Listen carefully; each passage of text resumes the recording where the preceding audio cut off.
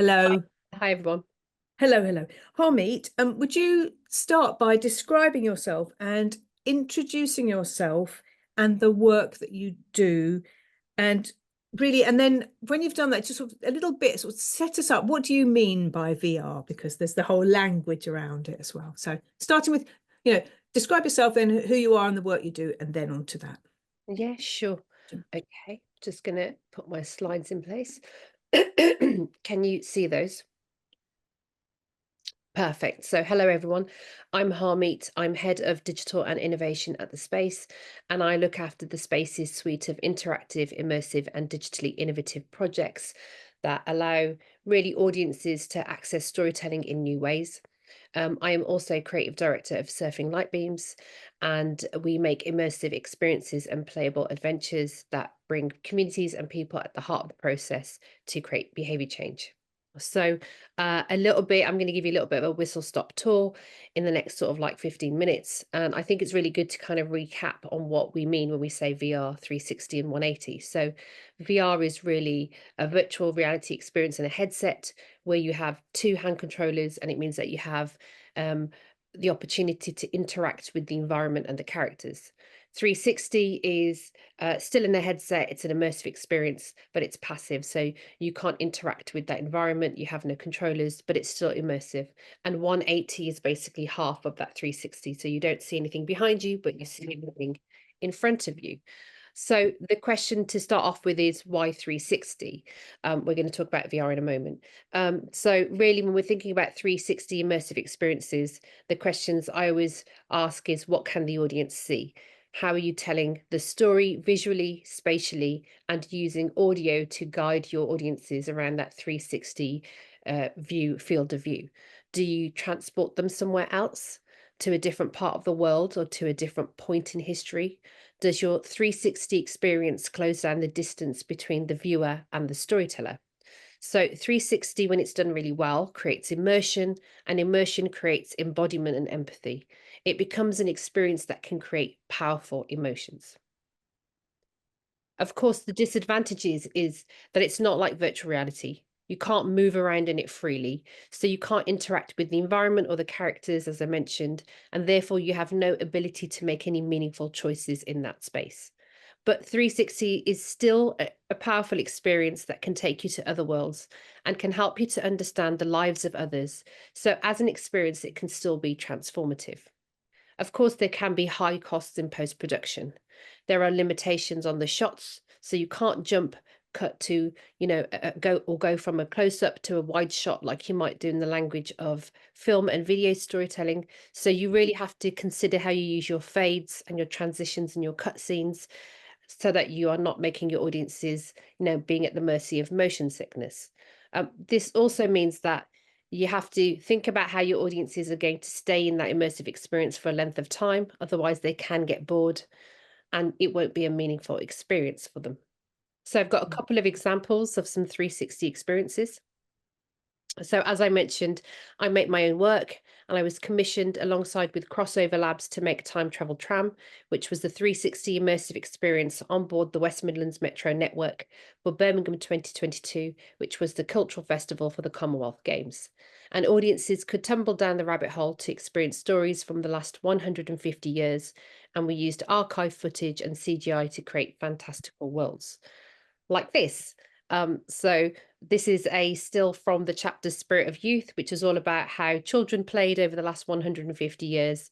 And it was kind of a reflection on music culture. And then this is a view from another chapter, Blowing Off Steam. So it's a stereoscopic view, and you can see some of the archive footage through the tram windows. So in the headset, you'd be sitting on a virtual tram, and depending on which window you looked out of, you would see scenes that would move past you as though you were sitting on a real tram.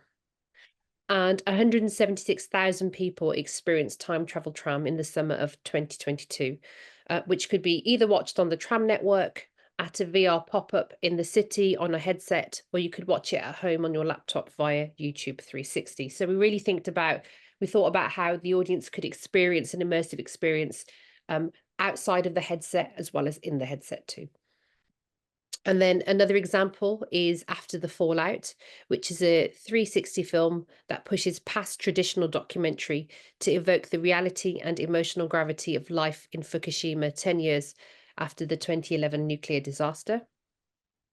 And then the questions around 180, and Kelman will talk a little bit about this later. So with 180, you get a tiny little bit of movement around the eaves and the edges, and it can work really effectively to get into the personal space of a scene or character.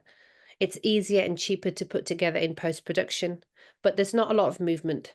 So the question I always ask is, why would you put something in 180 when you can do it as a film? Can it create the same level of depth and immersion and empathy in the same way? And I believe it can, and I've got two examples to show you. So, if you're a fan of Elton John, this is a really good 180 film. So you get to experience him on stage. It closes down the distance between the viewer and the performer, and it's a really way to kind of enjoy the kind of concert experience in a different form. There's another example called Container, which was showcased at Tribeca Film Festival in 2022.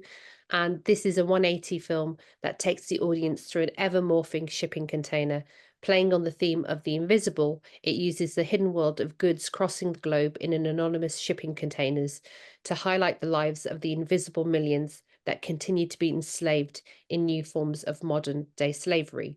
And if you think about a shipping container, they're really small, claustrophobic spaces. So actually what this 180 film succeeds in doing is actually really amplifying that intense emotion of the hidden lives of the kind of theme and the format of modern day slavery. So it's very, very clever. And so I think really immersive at the moment, as it is, it's still a new form in, whether you're exploring VR, 360 or 180. And I think we'll continue to see artists and creatives use it to create stories and experiences and form its shape. I think the questions that I ask of you as audiences and makers and organizations who want to commission new pieces of work is, when you want to create an immersive experience, the two key questions are, what do you want your audiences to feel?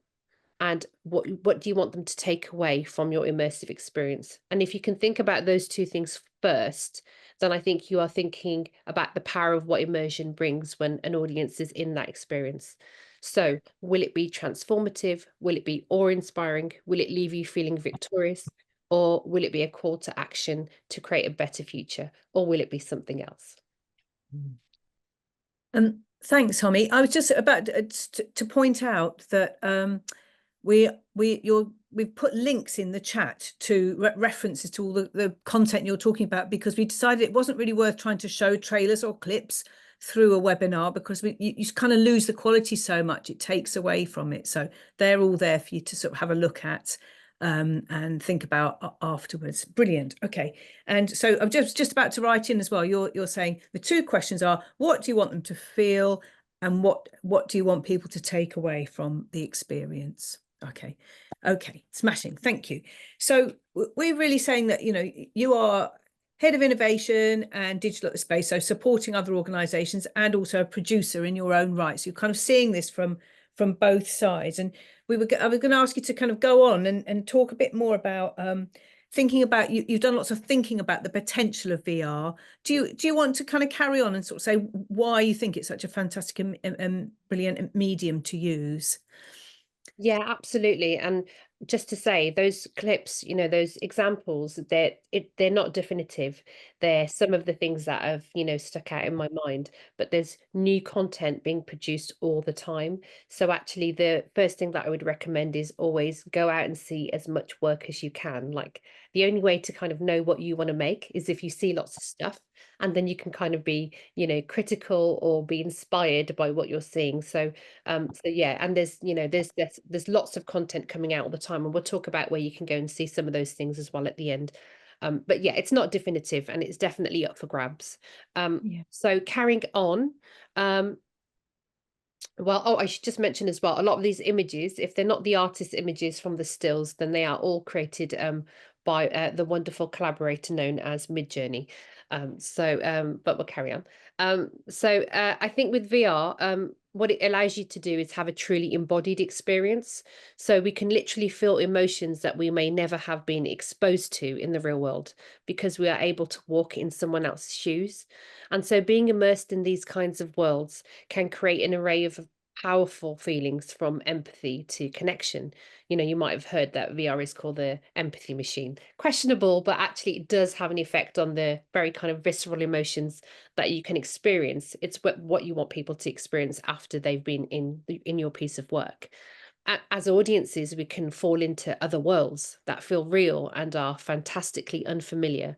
VR combines the real with fiction. It creates awe, wonder, a sense of jeopardy, can be playful, interactive, and transformative. So what do you need to consider if you are building your VR experience or your immersive experience to make it more compelling? So back in 2019, I was on the Southwest Creative Technology Network's Immersion Fellowship as one of their fellows, and a fellow of mine, Julia Scott Stevenson, wrote uh, sorry, wrong slide, wrote a really compelling um, piece of work called the Manifesto for Immersive Experiences. That was back in 2019. I think it still really, really has stood the test of time. And what I would say is, if you are considering making your own VR experiences, then these 5 things are probably like your non-negotiables. So the first thing I would say is really it's about creating and staging an encounter, creating a connection or a conversation. So VR allows you to walk in another person's shoes and experience life differently. It can address biases, and it can let you experience the polarities of what living as a human being experiences. So you want to lean into thinking about what you're staging in your experience. The second thing is that it allows you to create awe and wonder. The world is complex, it's beautiful, it's brutal, and it's compelling. So when we allow ourselves to be immersed in the awe and the wonder of it all, we return to a space of make believe where nothing or everything is possible and impossible. The third thing is that you move from being to doing. So definitely with VR, it's not passive, but it gives audiences and players agency and control, and it allows them to create meaning and purpose within that world. So how can you allow your audiences to do in that space, and what are they doing? Of course, VR experiences embody the future. And when those experiences are viewed in a headset, it means that your experience of that reality feels real. So a really good example of that is Richie's plank experience, which I'm going to talk about in a minute. But done really well, they don't have to give you motion sickness, which is about the frame rates and how you're experiencing that movement within the headset. But they can make you feel joy, catharsis, victorious, and they can fill you with motivation to create action. So that kind of sense on that kind of array of emotions that you will feel is really, really present and really real. And because of that, the fifth point about taking care of your audiences is really, really important. VR is still a very novel experience for most people. So the onboarding and the offboarding is as important as the experience and the content that you are making itself. So are considerations around privacy, data, and ethics. So when you create something that the brain perceives as real, how can you ensure that you don't cross the line? So, for example, what is the content that you're making? Do you need to add trigger warnings? Do you have to make sure that you are not putting young children in it below the age of 10, which is Meta's current guidelines for VR headset use? Are you aware that the content may be not suitable for people who have photosensitivity, for example? So I think for me, Julia's manifesto still is really, really pertinent. And even though we are still adopting what that uh, genre looks like in terms of what an immersive experience can do and is for audiences, I still think that if you are thinking about making a story spatially, considering your visual and your audio, then you should definitely think about those 5 points when you are constructing what you want to make. I've got a couple of examples to show you as well. So this is a still from In Pursuit of Repetitive Beats, which is currently on a global tour. It just finished its run in Birmingham. I think it's down at the Digital Brighton Festival at the moment. It's a 45-minute VR experience that takes audiences on a multi-sensory joyride into the past. It was originally commissioned for Coventry City of Culture in 2021, and it's a multi-sensory room scale interactive VR that allows participants to feel the anticipation, trepidation, and excitement and euphoria that was the acid house movement. It's a real, I would say it's one of my favorite pieces of VR that I've seen. You don't realize you're in it for 45 minutes. It's constructed really well as a piece of storytelling. There are things that you can do in it. If you have the opportunity to see it, I'd highly recommend it. It is expensive, but actually I would highly recommend that if you've got the opportunity to see that. That's one of the ones that stand out. Another one is Goliath by Anagram, who are based in Bristol. And this is a 25-minute animated virtual reality experience about schizophrenia, gaming, and connection. And the guide Echo guides you through the many realities of Goliath, a man who spent years isolated in psychiatric institutions but finds connection in multiplayer games. It combines dialogue with visuals and interactions, and audiences weave their way through multiple worlds to uncover Goliath's story. And there are a couple of other examples. One Room Babel is a VR experience that explores the complex social housing problem in Korea. So many people in Korea end up living in one room in incredibly cramped conditions. I think the way that this has been constructed is an interesting way on the aesthetics. So you can see it's kind of got like a really kind of pixelated look to it, and that's kind of definitely leaning into the kind of aesthetic of what you can do when you are building stuff in engines in VR. And then two of my favorite VR games ever are Arizona Sunshine. If you like VR and you like zombies, then this is like probably one of the best games that you can ever play. It's a proper scream fest. And Richie's Plank experience, which was the very first VR experience I ever tried, where you have a plank of wood on the floor, you put the headset on, and then once you're in the headset, you see an image of a lift. You walk into the lift and it goes up 50 stories. And when the lift doors open, you have to walk the plank. And what you can see below you is that view of the world right down the street. And if you're scared of heights, it's absolutely terrifying. So really fun to do because your brain is perceiving that you are actually 50 stories high. So actually it is about really visceral emotions. But if you're watching someone in Richie's Plank experience, it's actually hilarious.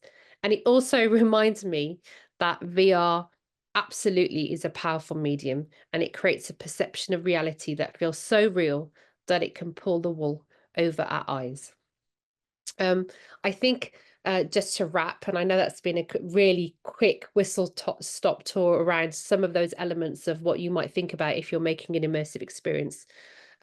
As immersive storytellers, we've borrowed a lot from games designers to create immersive experiences, that of applying agency, giving audiences choice, using jeopardy, creating your world building, and making an experience that sits somewhere between play, exploration, and story doing. And it shows us that we have only just scratched the surface of the power of VR and immersive experiences, and that we have so much further to go. As the godfather of VR, Jaron Lanier, once said, virtual reality tugs at the soul because it answers the cries of childhood. That's beautiful, isn't it? That's really so inspiring, an inspiring quote. That's lovely. Harmeet, I'm going to ask the audience whether they've got any particular questions for you. And I just wanted to kind of go back to a couple of things that you've picked up on. One is, you're sort of really encouraging an idea of sort of creativity and playfulness in all of this. What would be ways in? Because we acknowledge it's, making a full-on VR experience is not it's not done on a small budget. It requires sort of money and resource and some kind of experience, I guess. And where would you say are there kind of creative ways that people can get started? You talked about what, seeing as much as you can and understanding what you like. What else could people do? Yeah, absolutely. So I think if you're an artist and you're kind of starting off and you're thinking about, you're really interested in immersive experiences, or you want to pivot your practice, your art form, or you're an organization and you're looking to kind of think of new ways of engaging your audiences in immersive experiences, then I think there's a couple of like really practical things that you can do. And there's lots of opportunities for funding as well at the moment. So I think if you're an artist, there's lots of really easy ways to do that. This is how I started. So you can download Unity, or Unreal, and you can start, just actually using really simple tools like photogrammetry, which is where you take thousands of pictures of 3D objects, and then you can import them into Unity to create a 3D scene. And you can change the lighting and the environment. And then you can bake that out onto your phone. You can put it into a headset. Back in the day, it was you'd get yourself a Google Cardboard and you'd have a look at it. I remember the first time I did that, and I was delighted. It was the equivalent of like, when a 4-year-old paints a picture, and you're like, oh my God, this is the first thing I've ever done. It's really easy, and you can do the photogrammetry with, free bits of software now on your phones, things like Polycam. I think also there are really, really great accelerators and startup programs if you're an artist. So, for example, Immersive Arts has just launched. That's the new £5 million program based down in the southwest, and it's a national program with a consortium of partners. They've got 3 strands: expand, explore, experiment, and expand. So if you're entry level and you're looking to start thinking about what immersive is and how you can change your practice to incorporate immersive experiences, I would definitely have a look at applying to that. They've got some immersive arts inspiration days, so sign up to those if they're still running. If you have already started exploring and you want some funding to think of a new piece of work, then it's the second strand you're looking for. And if you are expanding on existing ideas, then it's the third strand. The space commissions interactive and immersive projects as well. So if you are interested and you have, as an organization, and you want to partner with artists, or creatives that are already working in immersive, then you might find yourself, thinking about engaging with audiences around you and using, picking up, somebody who's working in that space already. So creative technologists and artists who you might want to partner with. And there's lots of other things as well. So lots of programs run by XR Stories, who are based up in the north. Birmingham Open Media run an immersive arts boot camp. I think that runs every 4 months or so. And you can apply to that as an artist. So there's lots of programs all around the UK. Pervasive Media Studio, which is based at Watershed. They're just about to open Undershed, which is a new gallery space, which will have programs of immersive works, which are local and global, programmed, season by season. So if you can get yourself down to Bristol, that opens this weekend. That's worth having a look at. So I would say there's lots of different ways that are easy wins to start experimenting, exploring. It's about looking at as much work as you can. So make sure you go and see stuff, and then finding the funding on those kinds of new programs that are opening up to kind of try and test and find your feet in the form.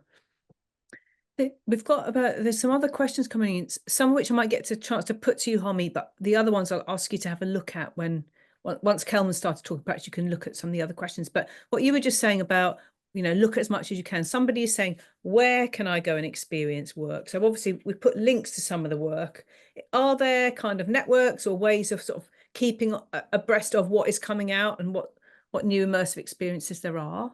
Yeah, absolutely. So I would say it's about extending your own network. So and one really practical way of doing that is so whatever social media platform you're on, whether it's Insta or it's, X or it's LinkedIn, start adding those people and those institutions and those festivals so that you can, kind of, or sign up to their, like newsletters and things, so you can kind of make sure that you're not missing out on where you can go and see the work. So as I mentioned, Undershed's about to open. That's literally right next to Watershed in Bristol. So I would say definitely book yourself a trip to go and see some of the work down there.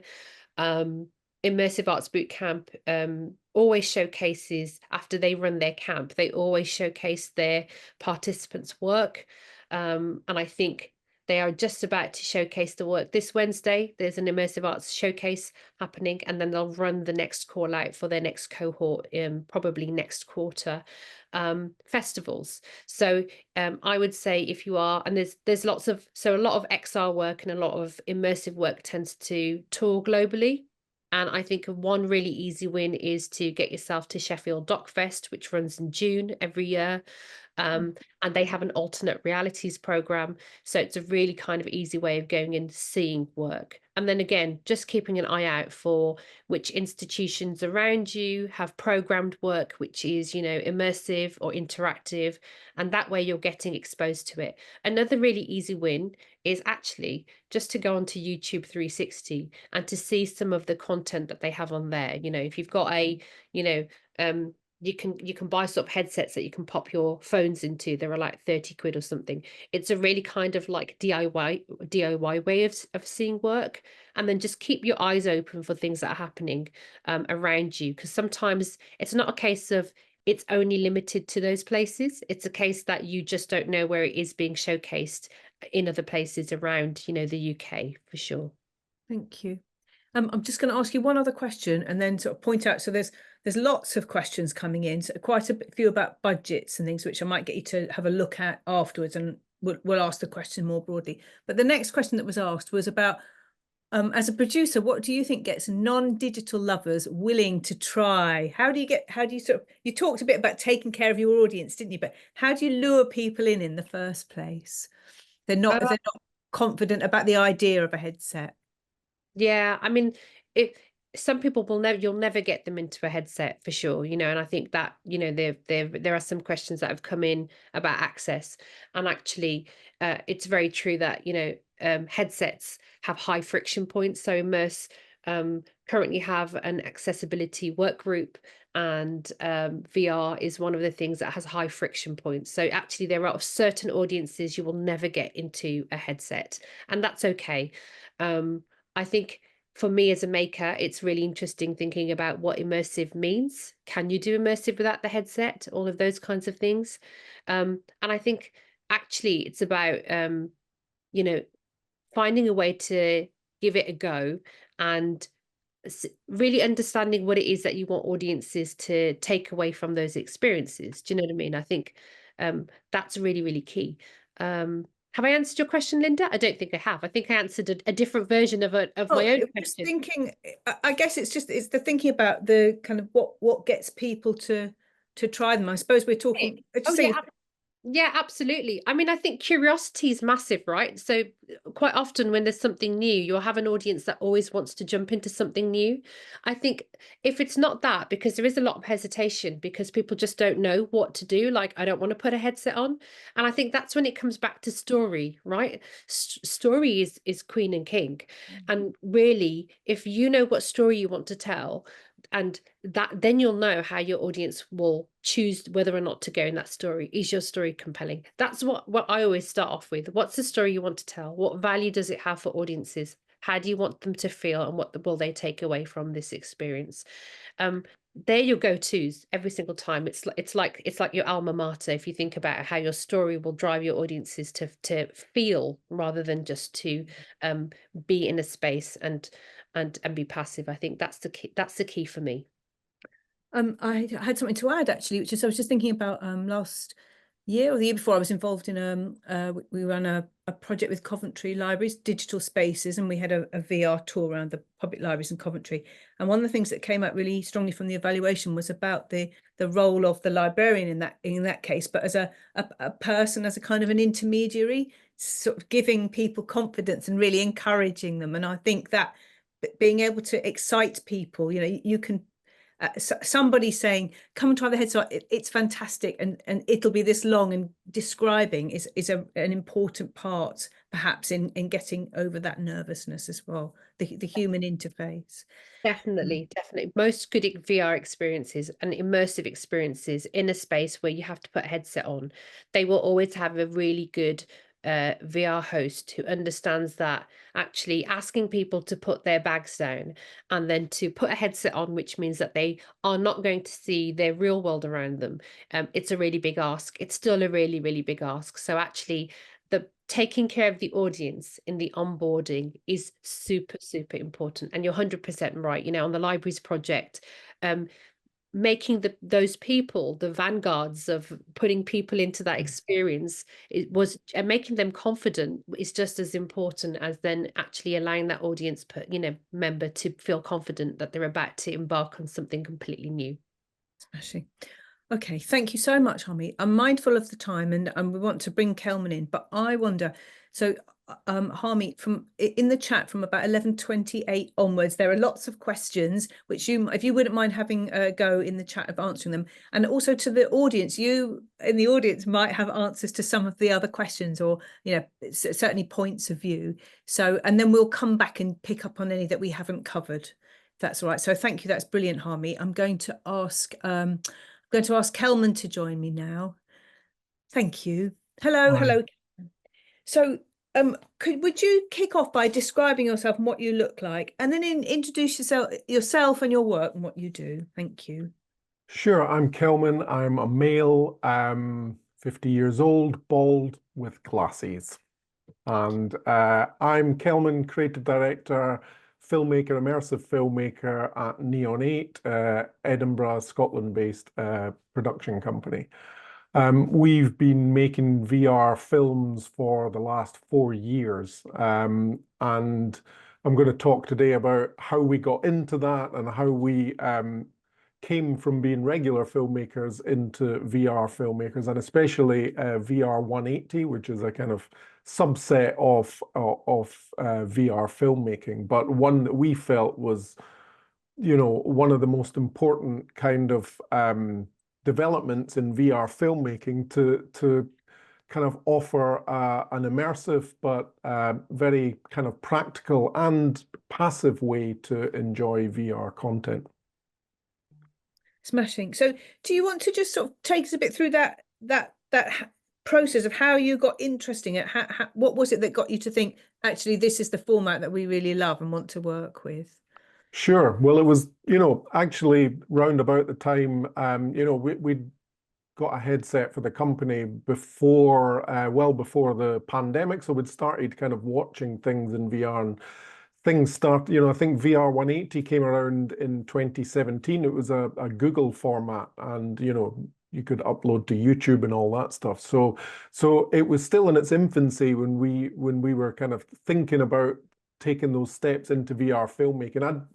Like Harmeet said, I'd seen a VR film back in 2016 with a Google Cardboard headset, and it was a couple of films actually, a roller coaster, swimming with sharks underwater, and I was like, oh wow, this is the future. And even though it was kind of a really low-res experience, it was something that I always had in my head that I wanted to do. So yeah, we'd kind of played around with the Oculus headsets, and the first headset we got was the Oculus Go, which was mainly for kind of watching films and stuff like that. So that was what's known as a 3 degrees of freedom headset. So there were no trackers. When you moved your head, it didn't move with you. You could only kind of, look up and down and sideways. So it was very much a kind of for a film experience. But there were a few things in particular, films that we saw that really kind of started to make me think about what VR could do for film.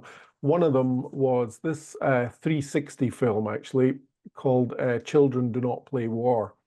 And this was probably one of the best examples of empathy and how an increased empathy, I call kind of VR the empathy engine. I think it had been called the empathy machine, but I prefer alliteration. So Children Do Not Play War was a brilliant example of how this raised empathy can really kind of strike a chord with people and take you to places that you wouldn't ordinarily go. This is in Uganda, and it's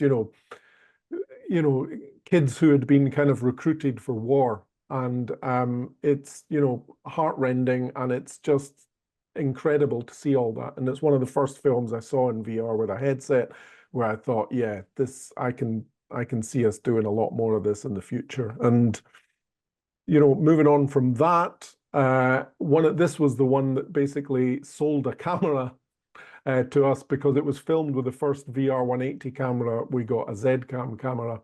And Can I'd you, read an article about it and I downloaded the app, and it's YouTuber Adam Savage and his tested kind of, I guess it's a franchise, you would probably call it now, but basically it was a series of films that there was a menu, a kind of immersive menu with their kind of studio, and you could kind of click on different bits of paper and items and watch different films.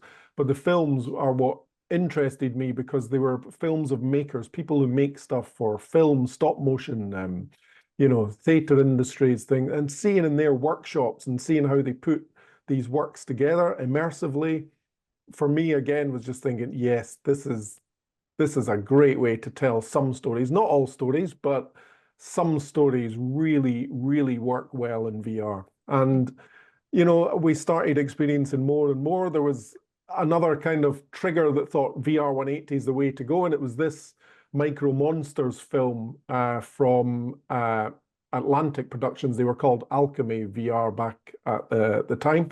And they produced this with David Attenborough, who David Attenborough has done about 4 or 5 different series with Atlantic Productions now in VR, which is incredible. Someone in his 90s who's still at the vanguard of, natural history storytelling. And for me, seeing this in 180, and basically you're microscopic, looking at these microscopic macro shots that have been kind of transformed from regular 3D into VR 180. And it's just a magical experience. There's quite a few episodes of it. There's other series they've done on the Conquest of the Skies, which is about, back in the dinosaur age when, birds kind of came around, all that stuff. There's really so much kind of learning that you can have in VR as well as just entertainment. And this was another series that sold VR 180 to us, which got us thinking a lot. My wife Gemma is the producer at Neon 8, and she's worked within the theatre industry for 20 odd years. So another thing we started looking at was how theatre in VR was already kind of working in the industry, and what thoughts could we bring to that as well? So the Cirque du Soleil VR experience is an app, which is, again, 360 video. And I think this was made back in 2018 or something. So it's quite an old app now. But again, it was kind of, quite fantastical.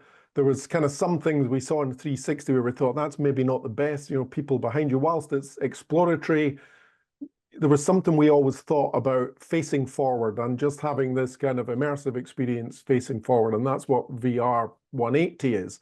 So that got us to basically... Sorry, can I just interrupt you? When yes. you're saying facing forward, are you talking about literally facing forward? Are you talking about... So with VR 180, yes, your panorama is to the edges of your kind of your stationary position. So if you look behind you, it's just black, and it's basically all the way to where the headset is and everything in front of you. So we see it as still very much an immersive technology or an immersive medium. I kind of describe it sometimes as IMAX on steroids, because it is, it's a bit like going to the IMAX cinema, but it's 3D, you're in a headset, if it's produced with spatial audio, it's immersive enough for me. I like when I'm sitting watching something the way that I watch television, which is facing forward. It's a bit awkward sometimes. And one of the reasons we thought VR 180 was a great format was for people who have any kind of physical issues, any kind of mobility issues.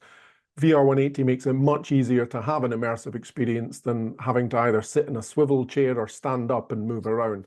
And all those experiences are fantastic. I, use the headsets for a lot of the kind of more in-depth, move around experiences. But we were concerned about it very much from a film point of view. And there's some people who say that VR and VR 180 in particular, because it's not fully immersive, isn't even real VR. And there's this kind of whole thing within the community because it's not, people say it's not, what VR is, which is taking you to another world and, interacting in a gamification kind of way with things that VR 180 film necessarily isn't necessarily. But I prefer to think of it more as immersive than virtual reality in that sense. That it's capturing reality in an immersive experience that allows you to see things, and it doesn't preclude any kind of interactivity. You can create branched experiences with menus on screen that are part of the environment that you can kind of then go into somewhere else that you want to go. And just by its very nature of viewing something in VR is the fact that you can look around at any point in the scene, which gives you more autonomy. So it is a little bit more than just watching something on a 2D screen. You are actually looking where you want to look.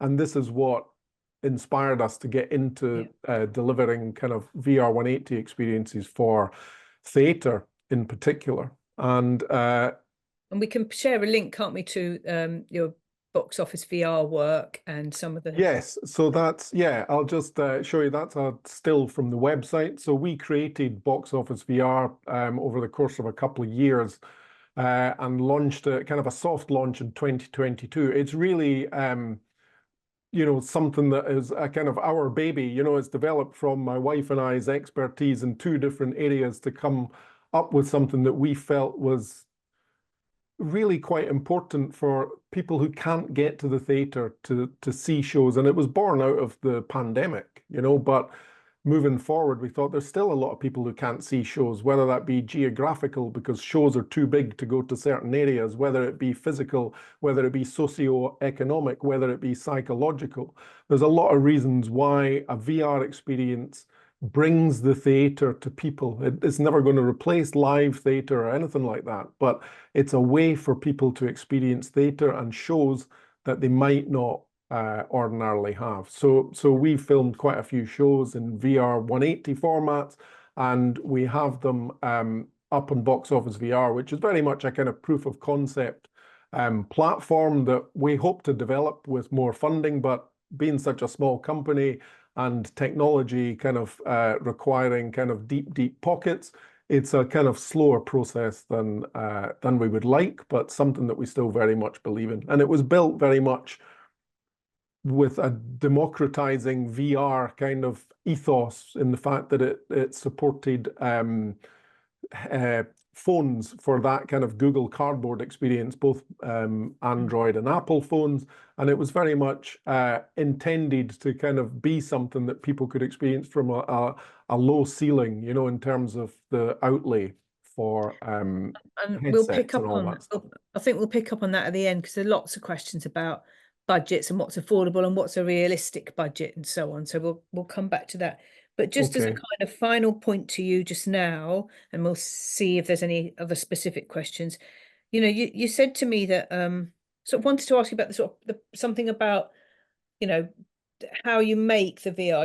You said to me that when you're shooting 180 VR, it makes you think like a theatre director, and I'm sort of trying to understand, what does that mean in terms of the audience? What would thinking like a theatre director mean for the kinds of for the work that you produce?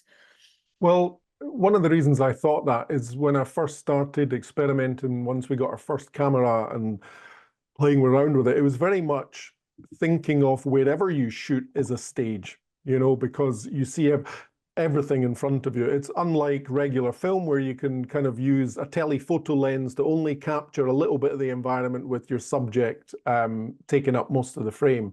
I think Harmeet kind of touched on that. With VR film, you're seeing everything. So it's not like a Wes Anderson film where every image is a perfectly framed postcard. It's very much, this is your stage, and you need to make the most of the environment that you are working within. In this case, or not in this case, but in particular cases, it can be, a theatre production, or it could be, someone's living, where someone's living, and the kind of, the issues that they have within their environment, or, otherwise. So that's what kind of really captures people's understanding and empathy, and thinking of it in that sense is I think, really helpful for a filmmaker's point of view, because you might say, well, rather than kind of look more towards filmmakers, I'm going to look towards theatre production and think about how that can lend itself to film production in this case. So sort of everything that's going on around you. Yeah. Okay. Let's see if there's any, as we're saying, we'll talk about budget when we're all together, because you'll have different perspectives on it. And somebody's saying, I guess the main advantage of 180, and I guess we've got you here kind of as an advocate for 180, saying, you know, what it's a different kind of approach. So you might have it different. So I guess the main advantage of 180 in comparison to 360 filming is that you can still hide the camera and the crew. This is exactly it. So I put up this was the Canon had loaned us this kit before we invested in the Canon ecosystem, and I took a photograph of it at the time. So this is the Canon R5 with the dual fisheye lens that Canon released back in 2022 or 21. And this allows you to shoot 8K 3D VR 180. It's something that I really enjoy from a production point of view, because it is more similar to regular film in that I can stand behind that camera. Any number of crew can stand behind that. As long as you're behind the lens line, you won't feature in the film. So you can have lights and all that stuff, and it is a much easier production workflow than 360, because with 360, all production crew need to be out of the room, unless it's someone who's interviewing someone or whatever.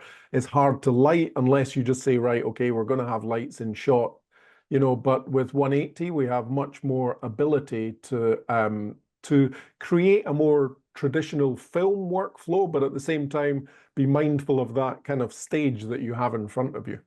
Yeah. And sort of carrying on from that, somebody's saying, I think as a user rather than a maker of VR content, somebody's saying, where does accessibility come into the 360 versus 180 debate? As a wheelchair user, is it, you know, there's the turning and the sort of practicalities of being able to move about in the experience. What do you say about accessibility? That's it. I mean, 360 film is the same as VR 180 in that it's from a fixed viewpoint. So when you move in VR, the film doesn't, you know, you don't move through the space in the film. It's from a fixed viewpoint.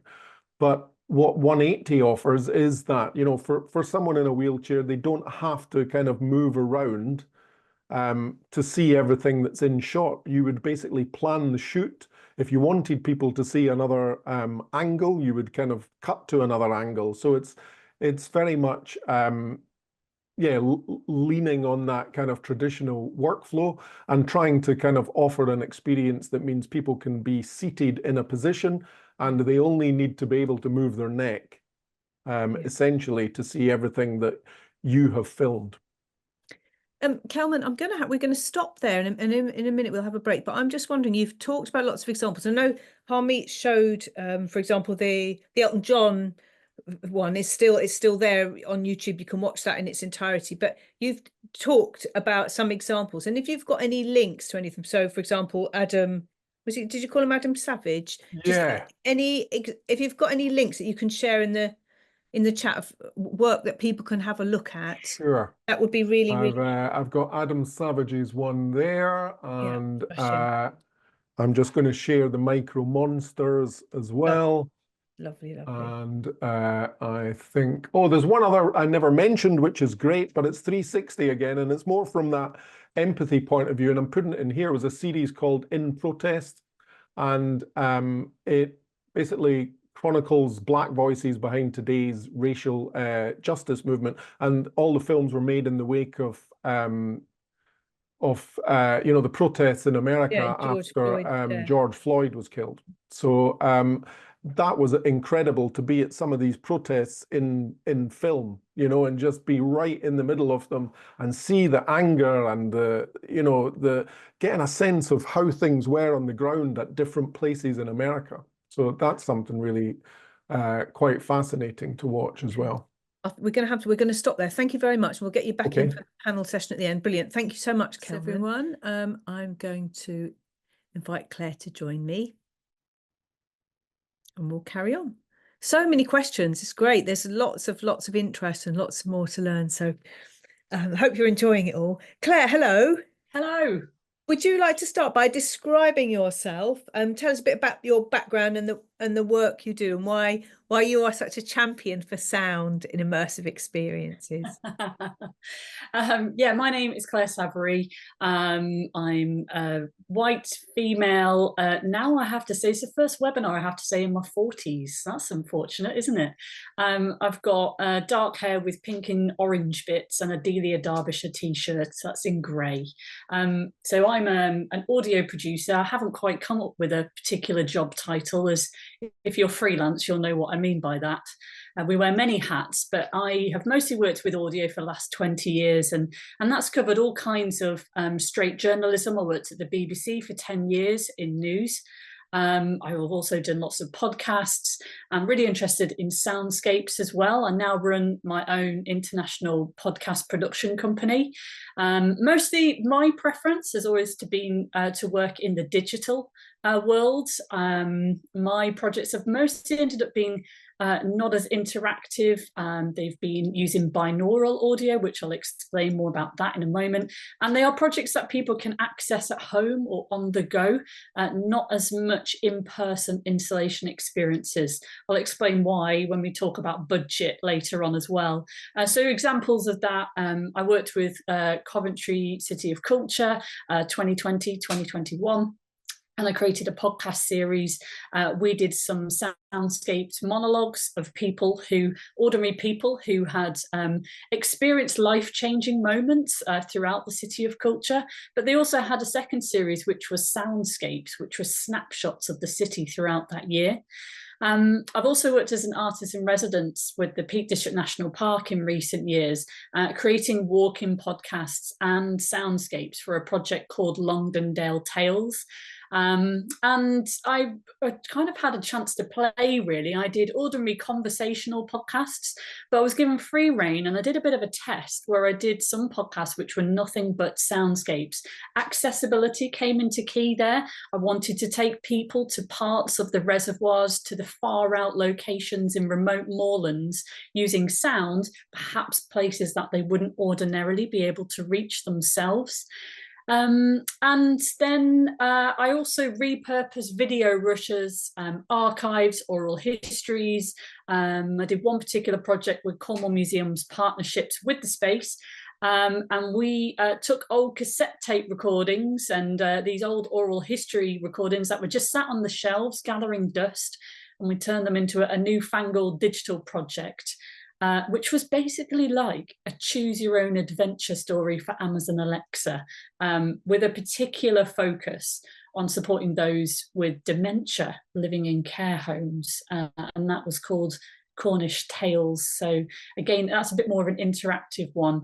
But just as a little cheeky side, I am also training at the moment with the British Academy of Sound Therapy as a sound therapist.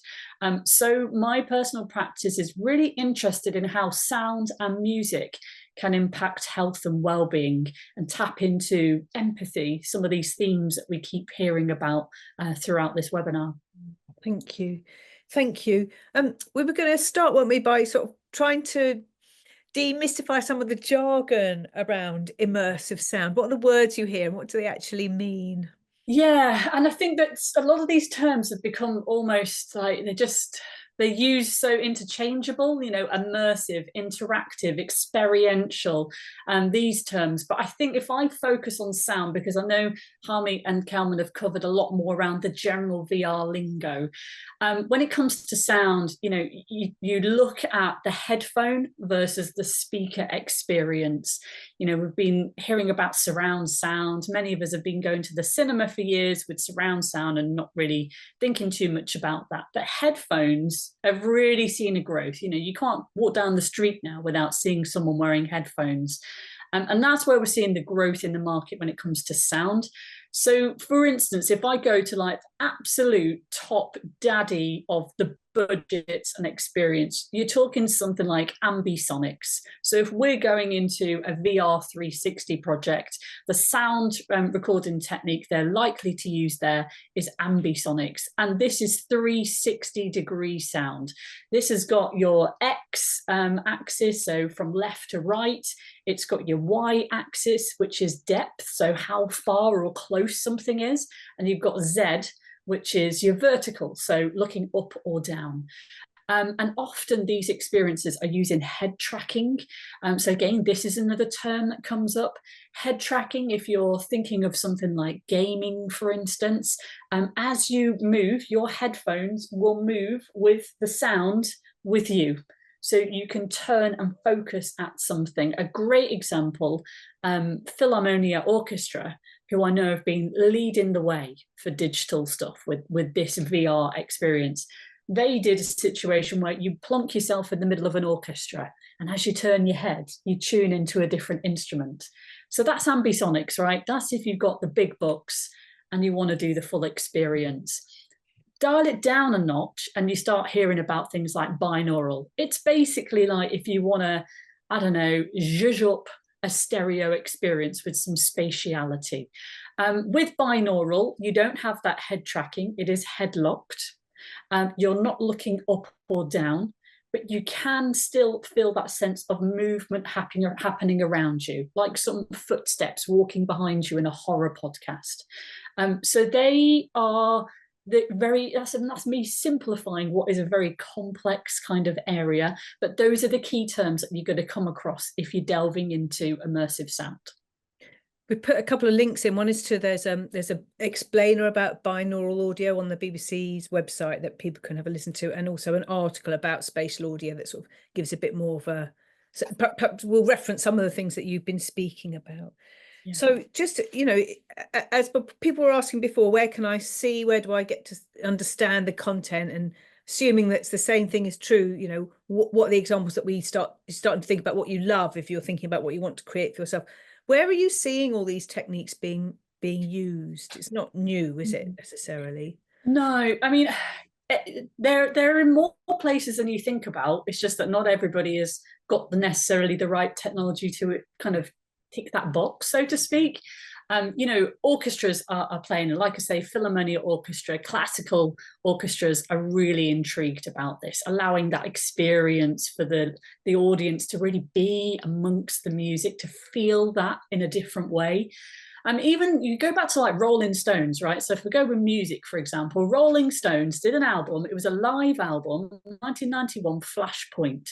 Don't know if people remember that, but in that they mixed, they kind of put the listener, they used a binaural head, so it's like a dummy head, and you put microphones where the ears are, so it kind of captures what an actual person is hearing. You know, things might be a bit duller behind you, and there's almost like that delay between your left ear hearing what's on the right. But they managed to mix in using another live concert as if you were amongst the live feeling of that you know, performance. So that was in 1991. So like I say, this isn't new. Check out someone like Phil Collins. Remember the Gorilla advert with Cadbury's, In the Air Tonight? Yeah. If you go on somewhere like Spotify, we're starting to see now a lot of these older, like, oh, not that old, is it? I don't want to say that's old, but, you know, classic tracks that are now being remixed with new technology. In the Air Tonight on Spotify, you can hear the remastered version and the old version. Pop your headphones on and you will see yourself how different that experience is. Gaming industry is massive growth, especially when it comes to that head tracking. Sport as well, we saw in the pandemic when fans weren't able to go to stadiums. So this idea, another term which is coming up again and again, is about personalized listening experiences. This can be, a football fan can be watching at home. They don't want to hear the away fans singing. Maybe they don't want to hear the fans. Maybe they just want to listen to, you know, the talking by the referee. Maybe they want to turn up the home fans singing. These ideas are coming more and more into the commercial world. EA Sports is leading the way with that. Health and well-being as well. We're seeing about meditations, binaural beats. Headspace have just launched that in the last couple of weeks. ASMR, you know, people like to hear people popping bubble wrap and, I don't know, kind of whispering in your ear. A lot of that is supporting neurodivergent audience. When you tap into brown noise, white noise, pink noise, all the colours of the rainbow noise. Digital mental health is a massive, massive area of development that's happening, especially when it comes to sound. Podcasts, you know, I'll tap into that a bit later. The drama genre is really growing. And then if you think about like the history of this, so we were just saying it wasn't necessarily new. Binaural audio was actually first used in the 1800s in French opera. So they had to put a speaker to each ear, which sounds mad. Surround sound really came into trend in around the 1940s. Disney wanted their viewers to experience a bee flying all around them in Fantasia. Blade Runner, 1982, that was a real big leader in surround sound. And then in 1970s, we're also moving into ambisonics as well. But I think what's really happened in the last few years, Apple has been a really, really big leader in terms of pushing spatial audio. You're seeing that with Apple Music as well. AirPods, you know, the everyday person, not a sound geek like me, can get an AirPod and experience that spatial audio vibe. And I think, like I say before, the gaming industry has really just turned this on its head of what audience want to experience and where we can take the narrative. And sound is a huge part of that. Yeah, absolutely. People talk about sound being key in immersive experiences. We're talking a lot about, you know, Harmeet and Kelman talk about the sort of the VR experiences. Why do you think sound is so key to the sort of richness of those experiences?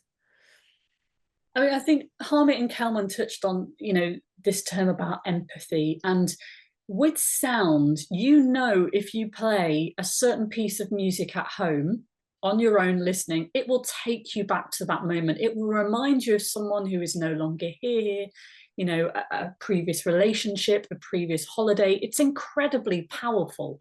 You know, music really has the ability to create and evoke these emotional responses, but so can sound, and that feeling of depth of things moving around you.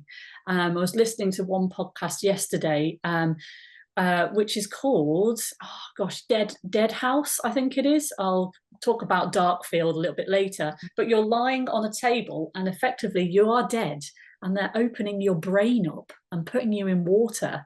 And it has a trigger warning at the start to say, if you don't like, if you have a fear of death or fear of drowning, don't listen to this podcast. I mean, how, just with me lying on my floor in my living room with my eyes closed, wearing headphones, I can be taken to feel like I'm experiencing that. That for me is how powerful sound is, that it can make you feel that, and you can feel your heart beating faster. Is incredible. It is incredible, isn't it? Just to flag, I suppose we'll come back to the question of accessibility, but somebody's pointing out that for some people, ASMR experiences can be kind of negative triggers. So we talk about the whole question of how do you make content that works, maybe not for all, but how do you include everybody in the work you do is a bigger question, isn't it? So I'm just going to move on to sort of really talking about the experience, aren't we? But, you know, what are some of the things that people need to think about, the kind of guiding principles you use when you're sort of creating immersive sound? I think it's how you want your audience to experience your work. You know, will they be with you in person, or will they be at home? Will they be moving? Will they be still? Can they listen when they're driving or commuting or on the go? And I'm talking about audio only experiences here. You can get into a different world with the other guys. Do you want them to experience on headphones or speakers? Do you want them to experience that full head tracking, you know, as they turn, they move around? Or are you okay with it just being, you know, a bit like what Kelman's saying, that almost that 180 view? And the cost as well of capturing at the time of recording versus mixing things differently in post-production is something to think about. And the cost for them and for you, because if you are looking at working with these huge multi-channel complex files, you're going to need to find a platform or a way to host that audio. And that could mean that could cost your listener or your audience more than perhaps if you thought about maybe not doing head tracking and ambisonics in the first place. Yeah. Thank you very much. And so just to talk about sort of some of the positives and negatives to consider too, that was one of your other points really, is kind of some other things people to think about. Yeah, I think the positives of using, immersive audio is that it really adds to build that sense of location, the atmosphere, the mood, the distance, like I was saying, and also the direction as well when we're talking about that 3D 360 experience. The stronger feeling of being there as well, the emotional connection to the story, to the performance. It's giving people a chance to experience something that they might never get to experience in life. Head tracked audio gives the audience chance to have these different experiences every time. They could watch that video or listen to that audio and have a completely different experience by turning slightly in a different direction. I think the negatives are that as content makers, we can't always control where our work is consumed if we're talking and not in in-person experiences. So ideally, a listener would need to be in a still, quiet, controlled environment, not on the move. How will they access the platform that you're hosting? Does that come with a cost? Does that need special equipment? Not all headphones are compatible. And even then looking at the technology for mobile phones. So Android is particularly behind when it comes to spatial audio. It's catching up with iOS, with Apple, but podcast platforms. So a lot of the work that I will use will be binaural audio. You put out as a podcast, but some podcast platforms are limited. They can't always handle these large multi-channel audio files, and that can come at a premium cost for the content maker as well as the listener. Okay, thank you very much.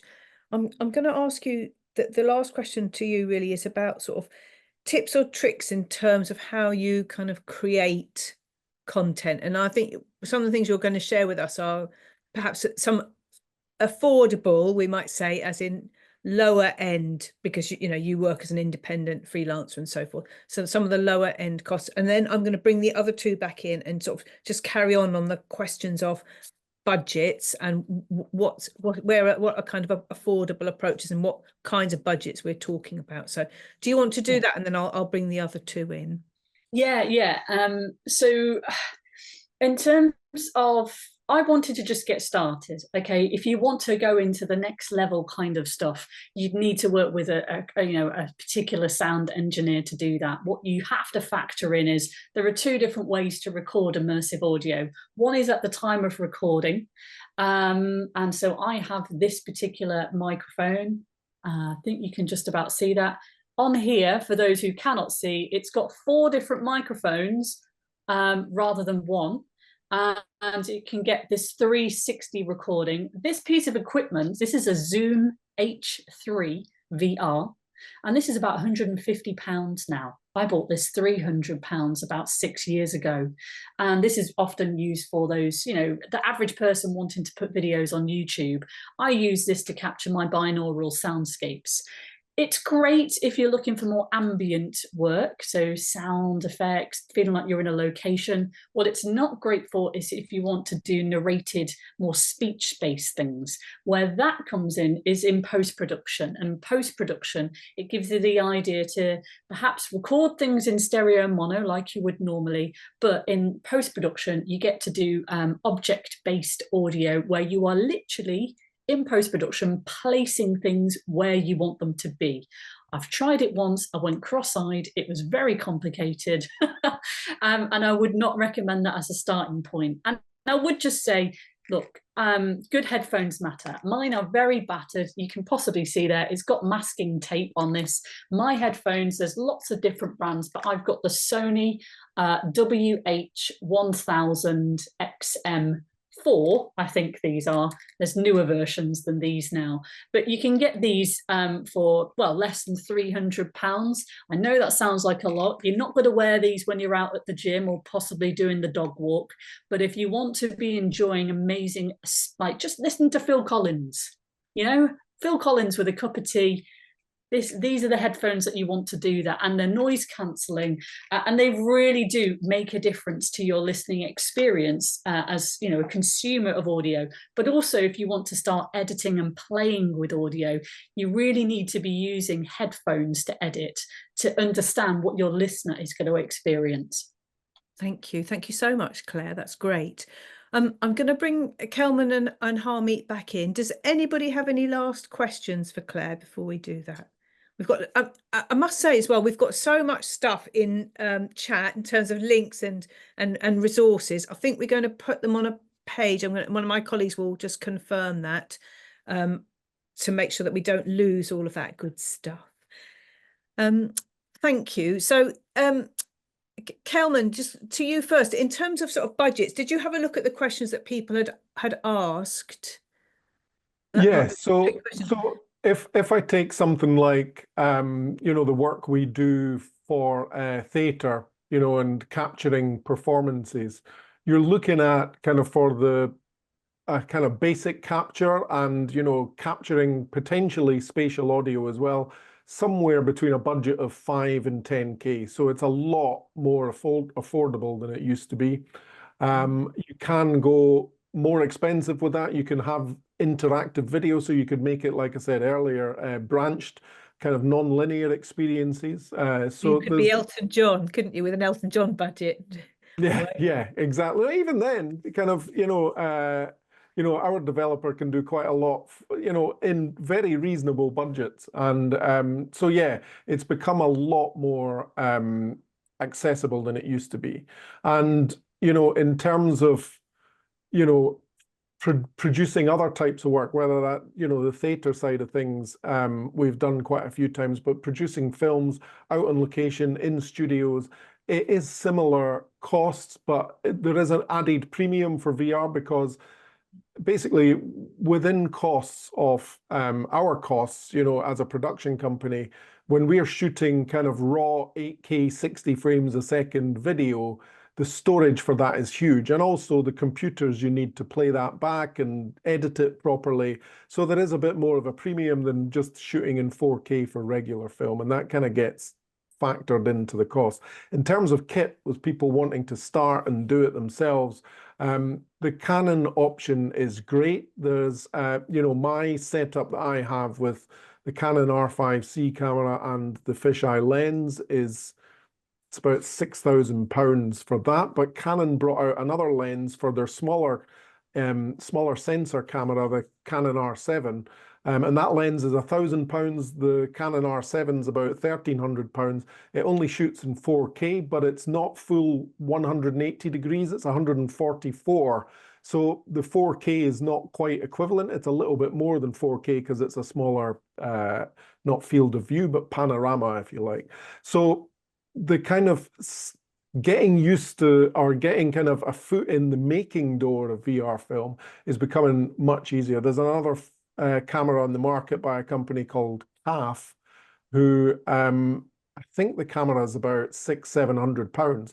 It's nowhere near the quality of the Canon camera in terms of the lenses and stuff, but it's still great. And there's other cameras that can also do live streaming, but live streaming requires a lot under the hood in terms of where you are to do that. And that's another whole webinar, isn't it? Exactly. Thank you so much.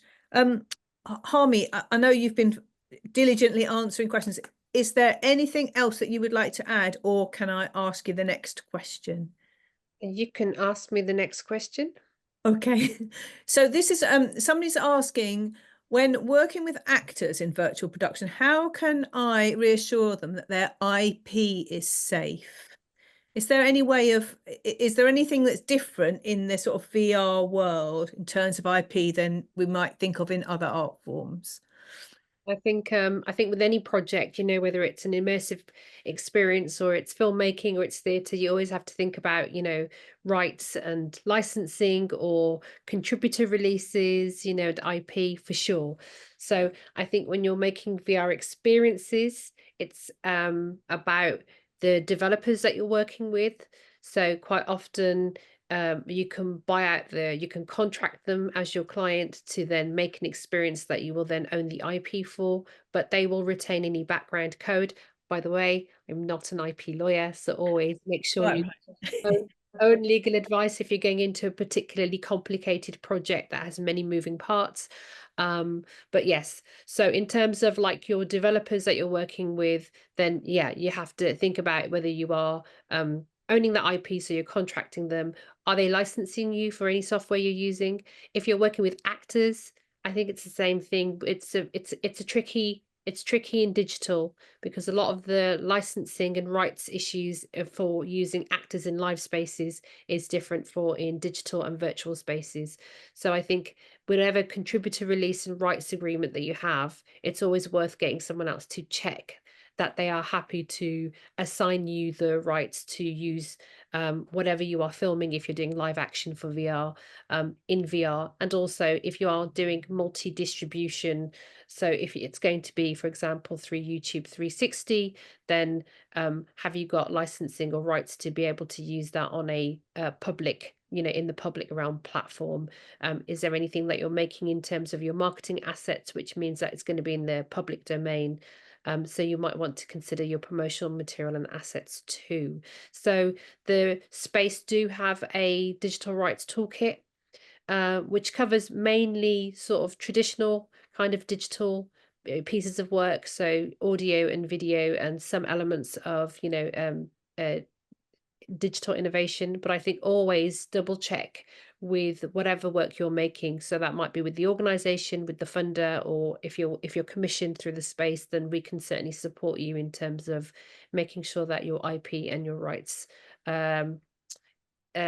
positioning is Okay, smashing. Thank you very much. And I think, Kelman, you've just answered Naya's question, haven't you, about the curated film? So that's brilliant. We've got just 4 minutes left. So I'm wondering whether there's just one last thing. If you just to the panelists, is there any of the questions that you haven't had a chance to answer yet, or any last thought of something that you'd have liked to say to the audience that you haven't had a chance? I haven't asked you the right question. If anybody got any last thoughts or reflections, just wave your hand if there's something you'd like to say, and then I'll just get around. So it's literally, so Kelman first, then Claire, then Harmeet, and then we'll go on to our evaluation and finish up because that'll be our 12:30. Kelman. Yeah, So I was just going to talk about the experience in VR film. So that is one of the tricky things. You know, you can view online, but the in-person experiences are great from the point of view of, you know, I think Harmeet mentioned earlier about introducing people to VR, putting on a headset, asking them just to sit there and relax and watch films. Those kind of in-person experiences are great, and it's something we've worked hard at developing, and, you know, so that when people put on a headset, they can just watch the film without worrying about anything else. Smashing. Thank you very much. Claire, what would you like to add? Just a couple of things that are audio only experience examples. There's a brilliant one at the moment of an in-person experience. I think it's due to finish very soon by Punch Drunk, the theatre company. It's called Viola's Room, or Viola, never quite sure what the pronunciation is.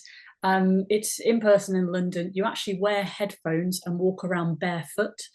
It's narrated by Helena Bonham Carter. That's a particularly great one. And I've also, I think there's some links in the chat of some audio and examples. Darkfield are a fantastic production house doing amazing work. They did one piece, which was immersive audio experience for 2 partners at home, and it was working with Johns Hopkins University to raise awareness about boundaries in relationships and domestic violence, to kind of change people's perception of what was okay and what wasn't. And they've also just done, I mentioned earlier about that one where you're lying on the slab and you are dead and they're drilling into your brain and stuff. It is still live on the BBC Radio 4 website. It's called Dead House. It's horror stories. It's very topical with Halloween nearly on.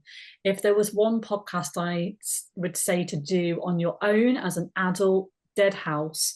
If you've got kids, the one I would suggest is the 3D Escape Room podcast. It's by Al Field, also in the chat. 60 minutes on the clock.